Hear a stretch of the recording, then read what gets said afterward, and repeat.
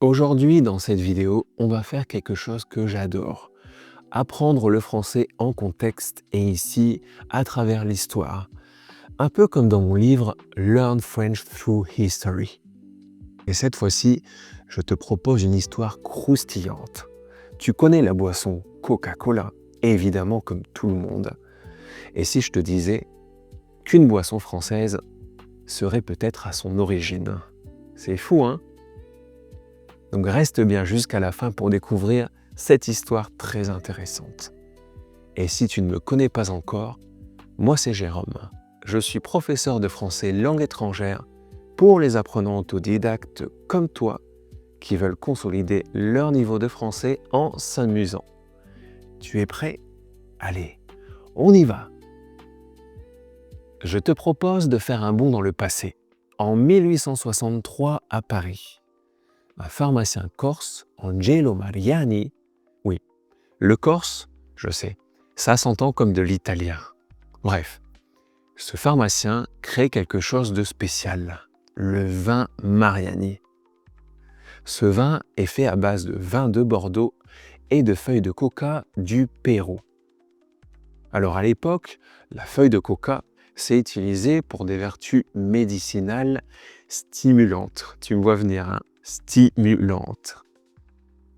Et ce vin rencontre un succès phénoménal en France comme à l'étranger. Je te propose de lire ensemble quelques lettres qu'on peut trouver sur le site de Vin Mariani. Tu vas voir, c'est très amusant. Ici, on a une publication du pape Léon XIII qui remet apparemment une médaille d'or à Mariani. Et ici, une lettre que Jules Verne lui a envoyée. On va la lire ensemble. Mais, puisqu'une seule bouteille de l'extraordinaire vin de coca Mariani suffit à vous assurer 100 années d'existence, il me faudra donc vivre jusqu'en 2700. Enfin, je me résigne, votre bien reconnaissant Jules Verne. Trop marrant. Une autre lettre, cette fois-ci des frères Lumière. Je te rappelle, les frères Lumière, ce sont ceux qui ont inventé le cinéma. Parce que oui, le cinéma a été inventé en France. Cher monsieur Mariani, votre vin de coca fortifie autant que votre amitié est réconfortante. Vous êtes tous deux la bonté même. En voici encore une de l'écrivain Émile Zola qu'on va pas lire. Puis d'autres de personnalités connues, Thomas Edison, le tsar de Russie, William McKinley, la princesse du Pays de Galles, etc. Bref, une boisson très populaire en France comme à l'étranger, auprès de l'élite, auprès de certains cercles. Mais tu vas me dire, Jérôme, quel est le lien entre ton pharmacien et le docteur Pemberton, qu'on dit à l'origine de l'invention du Coca-Cola moderne? Eh bien, on ne sait pas trop. Mais toujours est-il qu'après Mariani, le docteur Pemberton a lancé son propre cola à Atlanta aux États-Unis. Il l'a appelé Pemberton French Wine Cola. Ça veut tout dire. Et si tu connais un peu l'histoire américaine, je suis sûr que tu la connais. Tu as même dû voir des films à ce sujet. Tu te souviens, il y a l'époque de la prohibition, quand l'alcool était interdit. Alors, qu'est-ce qu'a fait le docteur Pemberton? Il a enlevé le vin de sa boisson et il l'a remplacé avec de l'eau gazeuse. On avait donc la feuille de coca, le sucre et l'eau gazeuse. Et on se rapproche quand même drôlement du Coca-Cola moderne. Bon, après, dans le Coca-Cola moderne, on n'a plus de feuilles de coca, bien sûr. Maintenant, je te propose de faire un autre bond dans le temps pour revenir cette fois en 2010.